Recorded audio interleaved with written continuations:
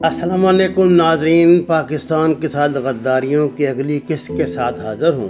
اس قسط کے آغاز پہ میں آپ کو پہلے بھی متعدد مرتبہ کلیئر کر چکا ہوں اور اب بھی یہ بات بتا دوں، اگر آپ میں سے کچھ عاقبت ناندیش یہ سمجھتے ہیں کہ گالی گلوچ سے، دھمکیوں سے، یہ ابنوکشس کال سے وہ کچھ بگاڑ سکتے ہیں، تو وہ فولز پیراڈائز میں رہتے ہیں۔ ان کو یہ اندازہ نہیں ہے کہ طارق اسماعیل ساگر کس بندے کا نام ہے۔ میں نے اپنی پوری زندگی، میری صحافتی زندگی اس بات کی گواہ ہے، کمپرومائز نہیں کیا، بدترین حالات میں بھی نہیں کیا، کیونکہ اللہ نے مجھے اس خصوصی صفت سے نوازا ہے کہ میں اس کے خاتم النبیین حضرت محمد مصطفیٰ احمد مجتبیٰ صلی اللہ علیہ وسلم کی جوتیوں کے صدقے سے بات کہنے، سچ کہنے اور اس کے نتائج برداشت کرنے کے لیے تیار رہتا ہوں۔ انشاءاللہ تعالی جو کچھ میں آپ کی خدمت میں پیش کروں گا یہ مستند تاریخ ہے۔ کسی کو اس پہ غصہ آتا ہے، کسی کے کچھ نظریات ہیں، تو یہ اس کا ذاتی مسئلہ ہوگا۔ مجھ سے بحث کرنے کے بجائے یا مجھ پہ بھونکنے کے بجائے زیادہ بہتر یہ ہے کہ آپ تاریخ سے رجوع کریں، اپنے بزرگوں سے پوچھیں۔ اگر کچھ متھ بنی ہوئی ہیں سوسائٹی میں، اگر کچھ جھوٹی کہانیاں آغاز سے ہماری قسمت میں لکھ دی گئی ہیں، تو اب وقت آ گیا ہے کہ ہم ان کو ریئلائز کریں، حقائق کو جانیں اور اپنے ان ماضی کی، اپنی تاریخ کی ان غلطیوں سے سبق حاصل کریں جو ہمیں مسلسل تباہ کر رہی ہیں۔ اب دنیا میں زیادہ تجربات کی گنجائش نہیں رہی۔ 72 سال اس قوم کے ساتھ بہت تجربات ہو چکے ہیں۔ خیر، یہ تو ایک فقرہ معترضہ آپ سمجھیں۔ بہرحال آج کا میرا عنوان ہے راولپنڈی سازش کیس یا جنرل ایوب اور گریسی کی چال۔ پاکستان بن گیا مگر پاکستان کی شہر کشمیر ابھی تک بھارت کے قبضے میں ہی تھی۔ مجاہدین نے بمشکل اور نہتی حالات میں کشمیر کا قریباً 1/3 حصہ یعنی آزاد کشمیر، گلگت بلتستان ہی آزاد کرایا تھا، باقی کشمیر بھارت کے قبضے میں تھا۔ بھارتی حکومت کشمیریوں کو حق خود ارادی کے ذریعے اپنی قسمت کا فیصلہ کرنے کے وعدے تو کر رہی تھی، ادھر مسلم لیگ جس نے پاکستان کی تحریک کی قیادت کی تھی کامیابی سے ہمکنار ہو رہی تھی، لیکن اب گروہی سیاست کا شکار ہو چکی تھی۔ سیاسی شعبدہ باز اور نام نہاد لیڈر متروکہ املاک پر قبضہ کر رہے تھے۔ یہ حکمران اٹھتے بیٹھتے اسلام کا راگ الاپتے، مگر عملی طور پر وہ اس نتیجے پہ پہنچ چکے تھے کہ اسلام کا نفاذ ان کے لیے اچھا نہیں ہوگا۔ جب پاک فوج اور آزاد فوج کے ممبران کو انگریز افسران اور حکمرانوں کی ان زیادتیوں کا علم ہوا، ان میں بے اطمینانی پھیلنے لگی۔ یہ نوجوان آفیسرز وطن عزیز کی سرحدوں کی حفاظت اور کشمیر کی آزادی کی جنگ لڑنے پر مصر تھے، مگر پاکستانی حکمران انگریز افسران اور ٹوڈیوں کے مشوروں پر عمل کرتے اور ان جان باز آفیسروں پر کڑی نظر رکھتے جو اپنی قیمتی جانوں کا نذرانہ دے کر کشمیر کو آزاد کرانا چاہتے تھے۔ چنانچہ ان پاکستانی افسروں نے اپنی بے اطمینانی اور صحیح صورتحال سے لیاقت علی خان کو آگاہ کرنے کے لیے ایک پاکستانی سینئر جنرل محمد نذیر خان کو ان کے پاس بھیجا تاکہ وہ پاکستانی فوج کے احساسات سے وزیر اعظم کو آگاہ کریں، مگر وزیر اعظم الٹا ان پہ برس پڑے۔ 23 فروری 1951 کو chief of the general staff major general Akbar Khan Nishan Imtiaz کے بنگلے پر کچھ فوجی افسروں کی ایک میٹنگ ہوئی جو 7-8 گھنٹہ جاری رہی، مگر کسی فیصلے میں پہنچے بغیر ہی ختم ہو گئی، جس کو پنڈی سازش کا نام دیا گیا۔ جس کے بعد 15 افسران گرفتار کر لیے گئے، جن میں chief of general staff lieutenant general Akbar Khan, lieutenant colonel Mirza Hasan Khan, lieutenant colonel Ziauddin, captain Khizar Hayat, Zafarullah Poshni, colonel Arbab, general Nazir Ahmed, brigadier Siddiq Muhammad Khan, brigadier Siddiq Muhammad Khan Janjua, major Ishaq, major Muhammad Yusuf Sethi, Sajjad Zaheer یہ رائٹر تھے، محمد حسین عطا یہ بھی رائٹر تھے، اور فیض احمد فیض جو مشہور شاعر ہیں، کرنل صدیق راجہ شامل تھے۔ سجاد ظہیر، محمد حسین عطا، بیگم اکبر خان کو بھی گرفتار کر لیا گیا۔ یہ تمام جو افسر ہیں یہ وہی ہیں جن کو مرزائی جو نیکسس ہے وہ اپنے لیے ایک عذاب سمجھتا تھا۔ Chief of the general staff Pakistan army اور کشمیر میں جنگ آزادی لڑنے والے جنرل طارق کا واحد مشن کشمیر کی آزادی اور کشمیر کے بھارت کے ہاتھوں مقبوضہ علاقوں کا دوبارہ فتح کرنا تھا۔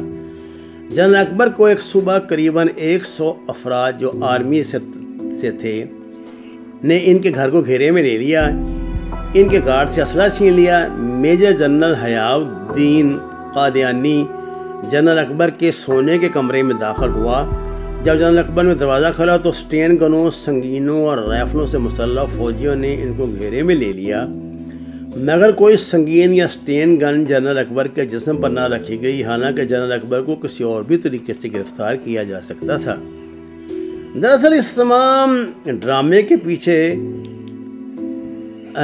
جنرل حیاء الدین مرزائی اور ایوب خان کا ہاتھ تھا، جو اس بات سے خوفزدہ تھا کہ جنرل اکبر کو 2 ڈویژن فوج کی حمایت حاصل تھی۔ یہ سارے خطرات اس کے ذہن میں تھے، اگرچہ جنرل طارق کے زیر کمان 30,000 رضاکار تھے جو کشمیر کی جنگ آزادی لڑ رہے تھے، مگر اس وقت وہ جنرل طارق کے کمرے میں نہیں تھے۔ جنرل اکبر اسی حالت میں اس مسلح گارڈ کے ساتھ مکان سے نیچے اترے جو جنرل حیاء الدین قادیانی اور ایک انسپکٹر جنرل پولیس معزز خوانہ انداز سے برآمد ہوئے اور ایک حکم نامہ جنرل اکبر خان کو دے دیا۔ یہ جنرل اکبر خان رنگروٹ کے نام سے مشہور ہے، اور ان کو گرفتار کر لیا۔ 23 فروری 1951 کو راولپنڈی میں میٹنگ 7-8 گھنٹے جاری رہی تھی۔ اس کے بارے میں لیفٹیننٹ کرنل صدیق راجہ بریگیڈیئر، بعد میں لیفٹیننٹ جنرل ابیب اللہ خان جو اس مقدم میں سلطانی گواہ بنے، انہوں نے حکومت کو سب کچھ میٹنگ کے بارے میں اطلاع دے دی۔ دوسری طرف انہوں نے جنرل اکبر کو بھی اطلاع دے دی تھی کہ اس کے خلاف کارروائی ہونے والی ہے۔ اس گرفتاری کے بارے میں راولپنڈی سازش کیس کے بارے میں حکومت سے ریڈیو اور اخبارات نے پروپیگنڈا کیا کہ پاکستان کو تباہی سے بچا لیا گیا ہے۔ یہ بھی پروپیگنڈا کیا گیا کہ پنڈی سازش کیس کے بروقت بے نقاب ہونے سے وزیر اعظم لیاقت علی خان کو قتل ہونے سے بچا لیا، اور جو ڈکٹیٹرشپ قائم ہونے والی تھی اس کا خاتمہ کر دیا گیا، پاکستان کو ٹوٹنے سے بچا لیا اور خانہ جنگی سے بچ گئے۔ عوام کو کہا گیا کہ مسئلہ کشمیر کا حل چند دنوں کی بات ہے، اسی کے ساتھ فوجیوں کی تنخواہوں میں بھی اضافہ کر دیا گیا۔ معجزاتی طور پہ پاکستان کے بچائے جانے کے لیے نماز شکرانہ ادا کی گئی۔ سازشیوں کے خلاف 8 جرائم عائد کیے گئے جن کی سزا موت تھی۔ اخبارات نے مطالبات دہرائے گئے کہ سازشوں کو گولیوں سے اڑا دیا جائے۔ سازش کیس کے قیدیوں کو 3 ماہ تک قیدی تنہائی میں رکھا گیا۔ پنڈی کے مقام پر جو میٹنگ ہوئی تھی اس میں یہ اعلان کیا گیا تھا: نمبر 1، حکومت کو ڈسمس کر دیا جائے، نگران حکومت قائم کی جائے، اس عرصے میں عام انتخابات کی تاریخ کا اعلان جو بالغ رائے دہی کی بنیاد پہ ہوں، آئین ساز اسمبلی بنائی جائے، الیکشن میں غیر جانبداری کو قائم رکھنے کے لیے فوج کی نگرانی میں الیکشن کرائے جائیں، ایڈوائزری ملٹری کونسل بنائی جائے جو جنرلوں پر مشتمل ہو۔ یہ امور اور تجاویز اس میٹنگ میں زیر غور آئے، مگر ان پہ عمل درآمد نہ ہو سکا۔ حیدرآباد جیل میں ٹرائل شروع ہوا۔ 285 گواہان کے بیانات قلم بند ہوئے۔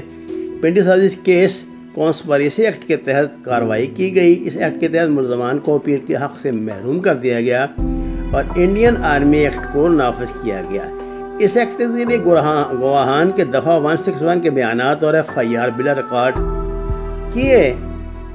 ریکارڈ کیے بیانات گواہان قابل ادخال شہادت قرار دیے گئے۔ مسٹر سوروردی جو بعد میں وزیر اعظم پاکستان بنے، جنرل اکبر کے کونسل تھے، مسٹر AK بروہی استغاثہ کے وکیل تھے۔ 2 گواہان سلطانی بنائے گئے اور 45 گواہ ایسے بنائے گئے جنہوں نے اس عمل کو تسلیم کیا، پنڈی سازش کیس میں شریک تھے۔ مقدمے کو 18 ماہ سماعت میں لگے، عمر قید تک کی سزائیں دی گئیں۔ فائنل 3000 صفحات پر اور فیصلہ 1000 صفحات پر مشتمل تھا۔ یہ مئی 1954 میں مسٹر غلام محمد گورنر جنرل نے کیبنٹ کو ڈسمس کر دیا، اسمبلی توڑ دی، مگر سندھ چیف کورٹ نے گورنر جنرل کا فیصلہ کالعدم قرار دیا اور فیڈرل کورٹ نے گورنر جنرل کو اس مشکل سے نکالا۔ لاہور ہائی کورٹ نے 1955 میں سازش کے قیدیوں کو ہیبیس کارپس کی درخواست پر رہا کر دیا۔ ان قیدیوں کو دوبارہ گرفتار کر لیا گیا، مگر لاہور ہائی کورٹ کے mister justice M. R Kayani نے ان کو ضمانت پہ رہا کر دیا۔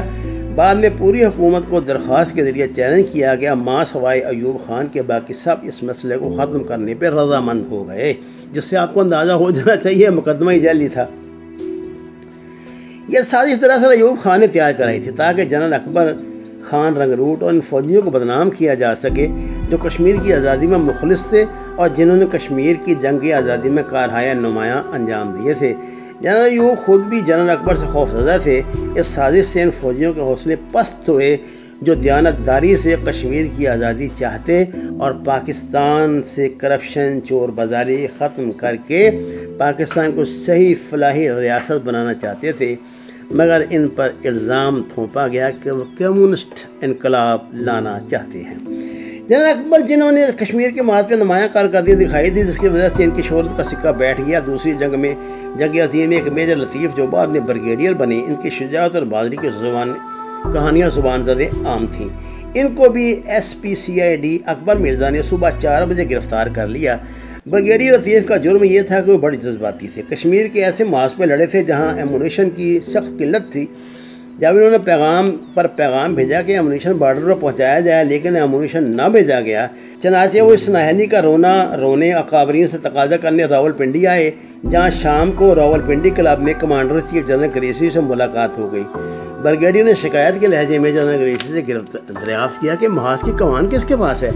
جنرل گریسی نے غصے سے جواب دیا کہ تم جیسے جونیئر آدمی سوال کرنے کا حق نہیں رکھتے۔ بریگیڈیئر نے کہا کہ جہاں ہمیں پیچھے ہٹنے کا حکم دیا جاتا ہے، جہاں دشمن کی گھات میں موجود مورچے سنبھالے ہوتے ہیں، ہمیں کھلے علاقے میں آگے بڑھنے کا حکم دیا جاتا ہے، ہمارے نوجوان اسی طرح مارے جاتے ہیں، نہ ہمیں حسب ضرورت ایمونیشن ملتا ہے نہ رسد ملتی ہے، مجھے حق ہے کہ میں یہ معلوم کروں کہ حکام کون جاری کرتا ہے۔ جنرل گریسی نے کہا کہ اگر تم اس بات پہ بزید ہو تو جان لو کہ محاذ کی کمان میرے پاس ہے۔ بریگیڈیئر نے کہا یہ سمجھ میں نہیں آتا کہ آپ کبھی کراچی، کبھی لاہور، کبھی پنڈی ہوتے ہیں، محاذ پر دکھائی نہیں دیتے، آپ کس طرح کی جنگ کے کمانڈر ہو سکتے ہو؟ اس پہ جنرل گریسی نے کہا تمہیں معلوم ہو جائے گا۔ چنانچہ جب بریگیڈیئر لطیف محاذ پہ پہنچے تو انہیں کراچی جانے کو حکم ملا۔ رات وہ ٹرانزٹ کیمپ پہنچے۔ صبح اکبر مرزا نے انہیں گرفتار کر لیا۔ بعد ازاں اکبر مرزا نے انکشاف کیا کہ دراصل یہ سازش حکومت کے خلاف نہیں بلکہ فوج کے خلاف تھی۔ جنرل نذیر جو کچھ عرصہ قبل انگلینڈ بھیجے گئے تھے کو واپس بلا لیا گیا۔ ہوائی اڈے پر اکبر مرزا، SP اور کرنل اسماعیل نے ان کو DIG CID پنجاب مسٹر نون کے پاس چلنے کو کہا۔ پہلے وہ معترض ہوئے، مگر حقیقت حال جاننے کے بعد جب ڈیفینس منسٹری پہنچے تو وہاں پر DIG mister Lone, general Cawthorn, deputy chief of army staff کے کمرے میں بیٹھے تھے۔ کرسی کے پیچھے دیوار پر چھت تک لٹکا ہوا ایک نقشہ تھا۔ انہوں نے ایک پوائنٹر اٹھایا اور ان جنگی محاذوں کی نشاندہی کرنے لگے جن پر کشمیر میں جنگ لڑنے کے لیے ان کو غلط احکامات دیے گئے۔ جنرل نذیر دراصل انگریزوں کے خلاف تھے اور ان سے نفرت کرتے تھے۔ جنرل اکبر جن کو سازش کا معمار بنایا گیا تھا وہ بھی انگریزوں کی برتری تسلیم نہ کرتے تھے۔ یہی بات جنرل گریسی کو ناگوار گزری۔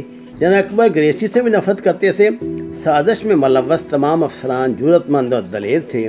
وہ انگریزوں کے مقابلے میں کمتری محسوس نہیں کرتے تھے۔ جنرل ایوب کے والد جونیئر کمیشن افسر تھے اور JCOs انگریزوں کو مائی باپ سمجھتے تھے۔ انگریزوں کی وفاداری ایوب خان کو وراثت میں ملی تھی۔ انگریزوں کے قریبی مفاد کا تحفظ کرنے کے لیے جنرل گریسی ایوب خان کے اپنے کمانڈر ان چیف بنانا چاہتا تھا۔ اگر جنرل اکبر اور جنرل نذیر فوج میں کمانڈر رہتے تو جنرل ایوب کمانڈر چیف نہ بن سکتے۔ جنرل گریسی کا مقصد صرف جنرل ایوب کو کمانڈر بنانے تک محدود نہ تھا بلکہ وہ پاکستان کی فوج کو کمزور بنانا چاہتا تھا تاکہ پاکستان کی فوج بھارت کے لیے خطرہ نہ بن سکے۔ انگریز دراصل بر صغیر کی تقسیم کے خلاف تھا، مگر جب پاکستان وجود میں آ گیا تو وہ پاکستان کو کمزور رکھنا چاہتے تھے تاکہ کمزور پاکستان دوبارہ بھارت کا حصہ بن جائے۔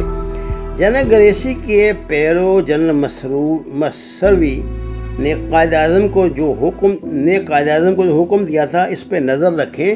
جب پٹھان سری نگر کی جانب بڑھ رہے تھے، سینئر پاکستانی افسران نے پاکستان کے 2 بٹالین فوج ان پٹھانوں کی امداد کے لیے مانگی۔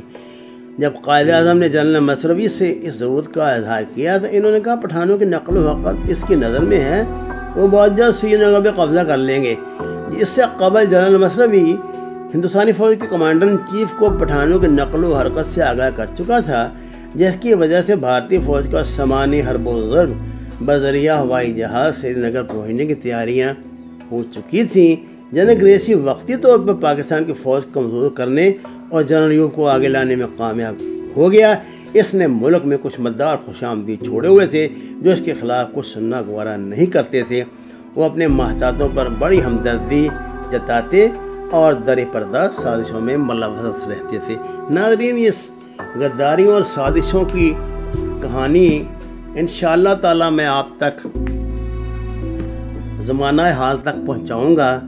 آپ سے درخواست ہے کہ اس پہ اپنے تبصروں سے نوازیں، اپنے خیالات سے نوازیں اور اس کی تصدیق جن بھی ذرائع سے ممکن ہو کیجئے۔ اگر میں کہیں غلط کہہ رہا ہوں تو میری اصلاح کیجئے۔ آپ کا شکریہ۔ آپ سے درخواست ہے قرآن کو ترجمے کے ساتھ پڑھیے، نماز کو ترجمے کے ساتھ جانیے اور ہمارے چینلز کو سبسکرائب کیجئے۔ وما علینا الا البلاغ المبین۔